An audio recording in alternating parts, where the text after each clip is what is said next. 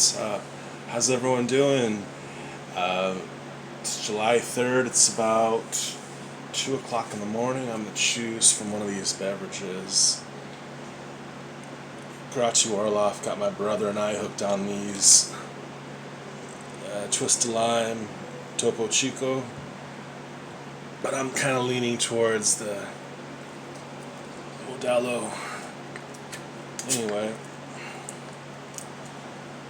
Definitely a warmer day, so enjoying the night. Been doing a lot of reading, actually.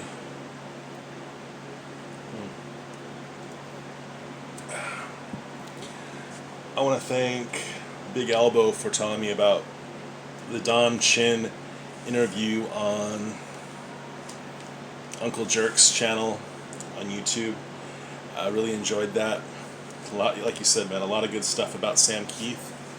Real quick, I want to, just so I can put this away, just want to share, I got last Friday as a birthday gift. It's this Sam Keith Art Asylum Incredible Hulk statue bust. We opened up the Wolverine too, and that thing is so fragile looking. I just put it right back away. You can see the red eyes. So I'm really happy with this guy. So, yeah. Anyway, I'm gonna go set him over there so I can start showing some books. All right. So, funny thing is, I'm kind of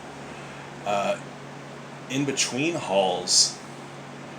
This last week I had to get in contact with two different eBay sellers and tell them just to squash my order. If I'm checking for updates 10 days later and they haven't shipped stuff that they have in hand, at that point I'm just lending them money or they're borrowing my books. So I just said, hey guys, if you haven't shipped it yet, just refund. And they came out to $50, and it was just stuff that I probably wouldn't even really miss or even really notice having as editions. So I went through some of my boxes. I was still looking for these Immortal Hulk trade paperbacks, and I just kind of found some stuff, some cool Sam Keith signatures and this and that. And I figured out, well, we can round out a video with that. A couple of other things too. Let me just move that. Okay, we'll start with these. Oh. These are all just little dividers I'm working on. One of these days, I swear I forgot how much I enjoy reading comics because I spend all the livelong day trying to get them in some approachable order. So as you can say, I might have overbought for my living situation. But it's a cool thing. You find stuff. This is a chord to something I've been looking for. Anyway. Let's see what's what. This just kind of surfaced. Invincible 133, 25-cent version, signed by Ryan Otley. Did enjoy this animation, and I always meant to read this book. I read almost all of The Walking Dead digitally, and those are a blast. I mean, I was telling my brother, like, almost every issue ends on a cliffhanger. Just perfect. That book reads itself.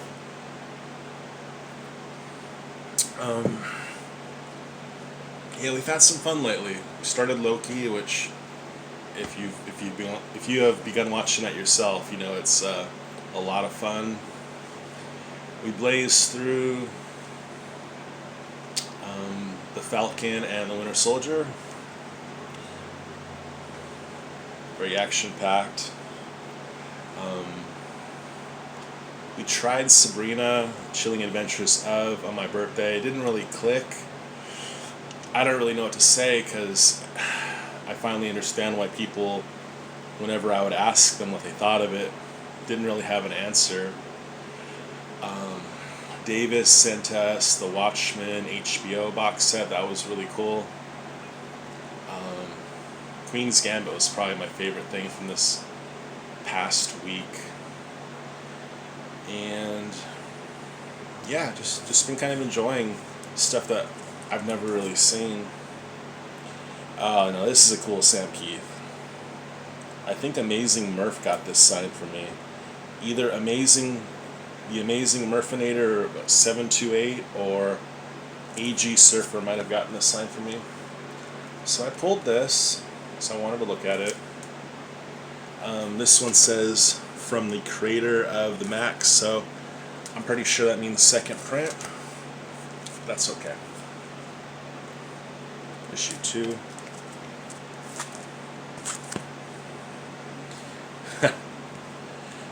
Here's some Blood of Dracula. I think AG Surfer told me when he got Sam Keith to sign this that Sam got a little bit of a laugh out of it, but it's pretty cool.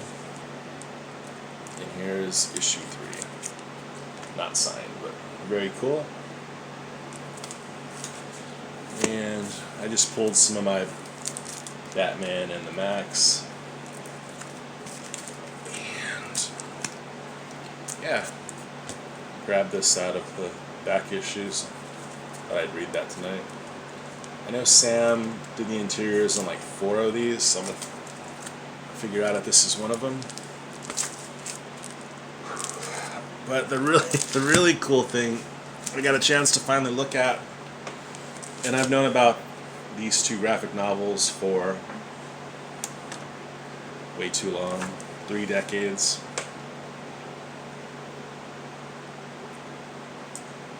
I won't say I shied away from them because they're different format size.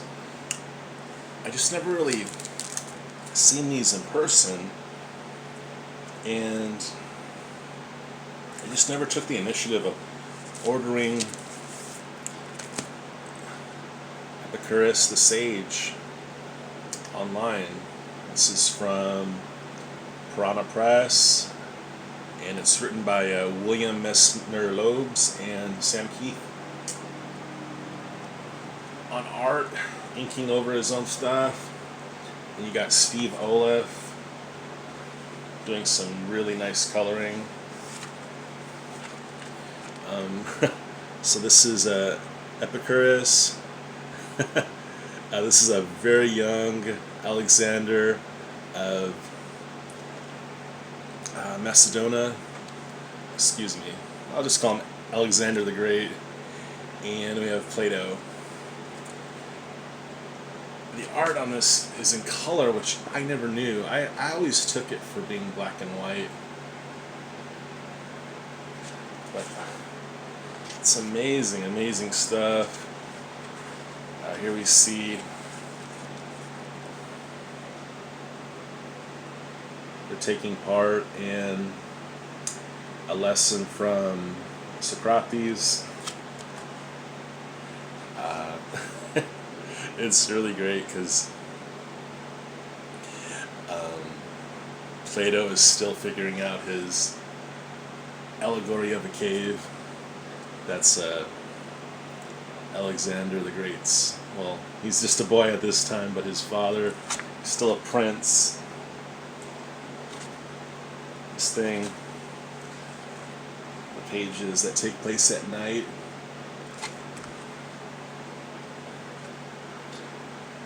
Aristotle's.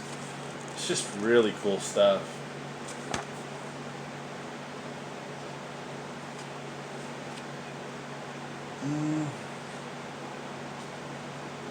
So yeah, I picked up this from Lone Star.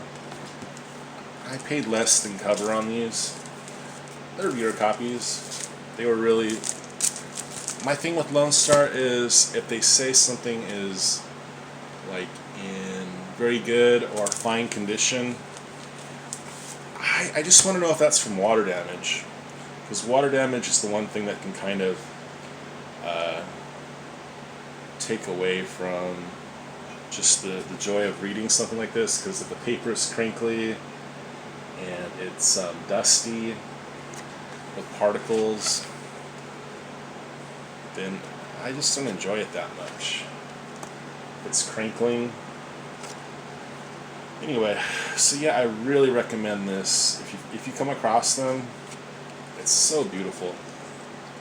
And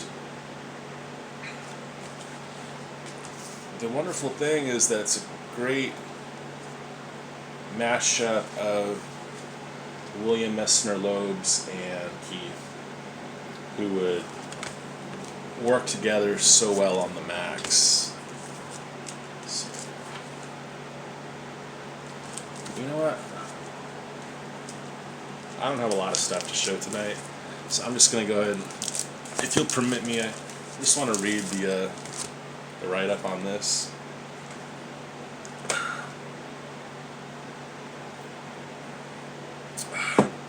Weller Socrates, a warm grandfatherly guy who hates democracy and believes in rule by philosopher kings. Much to his surprise, his students keep trying to be dictator. A Santa Claus raising a generation of fascists. And then there's Aristotle, who believes overwhelmingly in common sense. He is, as a result, overwhelmingly wrong, placing alligators and trees in the same class because they're both green pretty much speaks for itself. And let's not forget about Plato, the clever fellow who believes that everything really real is in this cave, and that everything we think is really real, oh, never mind. Which leaves us to our hero, Epicurus, a man with a philosophy so tolerant that he actually teaches women. Join Epicurus and the rest of his pals for the very best in classical Greek history and philosophy, only slightly improved over the original. So yeah, I jammed through those. I'd read some books from Piranha Press before, namely Gregory by Mark Hempel. And these were of the same quality. Gregory it's not in color, but no biggie. Alright, now these are just some here and there buys. I got this for my brother. It's Doctor Strange 75 from 86. Really cool Mike Mignola cover. So, there's a square-bound book that came out, I think, late 80s, and it's a Mike Mignola book with Doctor Strange and Doctor Doom. It was always like $6 or $8. But the last time I checked, wanting to get my brother a copy, it's going for like 60, 80. So that's just one of those latest things that kind of, will take a collector by surprise. It kind of took my eyes off of that book and just never bought one. And yet the Wolverine Apocalypse story, I believe it's written by Walter Simonson and done by Mignola. That's still like $6 or $8. It's like a big fight they have in the jungle. Picked up another copy of Marvel Fanfare 41. Dave Gibbons. Cool thing about this one is Gibbons does his own coloring. So,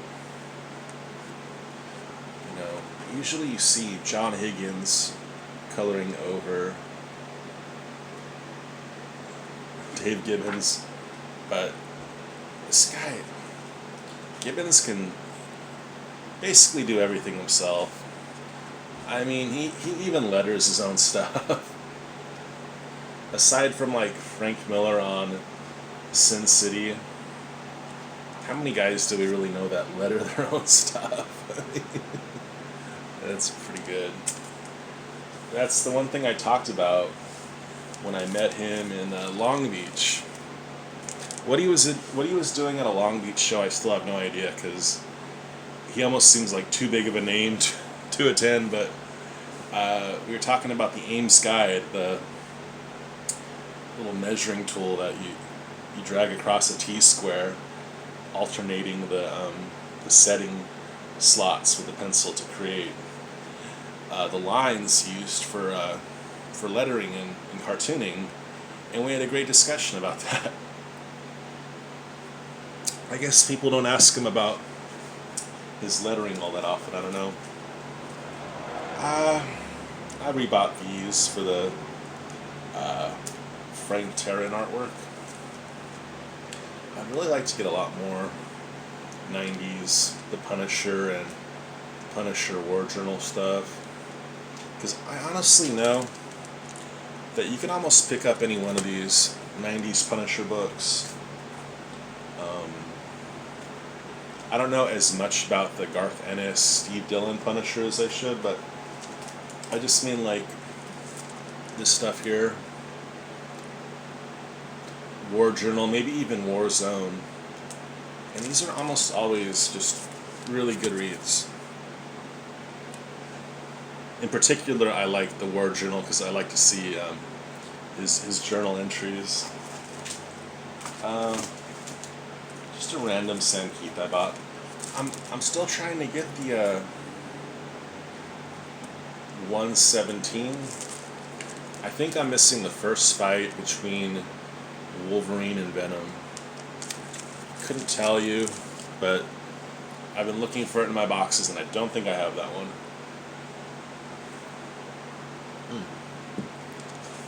And no lime.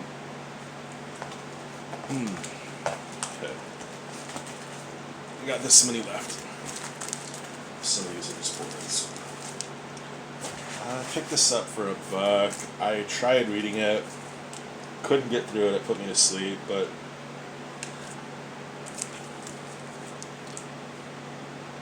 Kilo from July of '03. I got it because it was a slave labor graphics, and I really don't have any of these outside of the Gothic stuff from Roman Dirge and Jonan Vasquez. But I like the tagline of the world's greatest junkie superhero. I'll finish it. It's just one of those comics that tries to capture the excitement of an underground punk club, a small show with the energy and excitement, and it's just really hard to do in a comic. So this is awesome right here. This is so me. I can't even say why I'm only just getting this, but Magnus Robot Fighter. This is the Steel Nation trade paperback. Cover by Art Nichols, aka Jim Shooter. Yeah, he drew under a pseudonym of Art Nichols. Yeah, this is the first 4 issues. So I think I have a lot of the early trades with the Solar and Shadow Man, and yeah, I needed that one. I think it might have been Sequential Geek that shared these, but yeah, I don't know if, because the guy who sold these to me is a moron. He told me that these come with Toy Biz figures, and I don't think that's right. I'm almost certain these were magazine supplements. So ASM 1, 2, 3, 4. I was reading this. Okay. Spider-Man! Exclamation, exclamation. Spidey says, "Now I've got you. Hey, what?" And then you have Sandman asking, "Surprised?"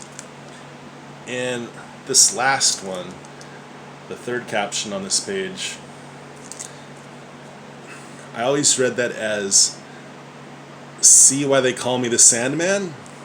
when actually what he's saying, because it, it ends with an exclamation, see why they call me the Sandman. Not in the form of a question. He's making a declaration of Spidey seeing why he's called the Sandman. I don't know why I thought that was interesting. I mean, Stan Lee wrote that, and he's the editor-in-chief, so he wants it to read as a statement. But I always read it in my head as a question. See why they call me the Sandman? Lame. I got it wrong for 30 years.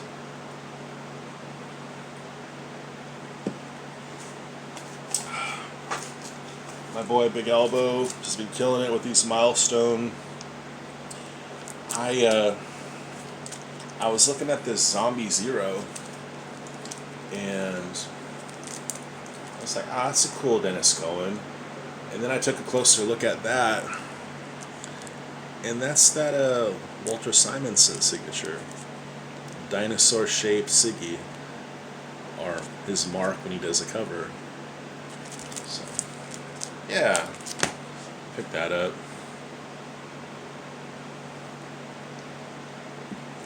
It's funny, I remember seeing Static in Wizard magazine, and a fan of the magazine was pledging this character Static as like his idea for a comic character, and I always wanted to find that wizard or watch the cartoonist kayfabe where they talk about that wizard and say, yeah, this is the first appearance of Static, you know? Shout out to PGH Zombie. I wouldn't even call this a guilty pleasure because I can't even look away. I buy this and I read it immediately. That first issue was a beast, but I guess that was because Piscor had been working on it so long, and now he's probably closer to being where he's publishing these as he's finishing them. But yeah, it's issue 2, Red Room.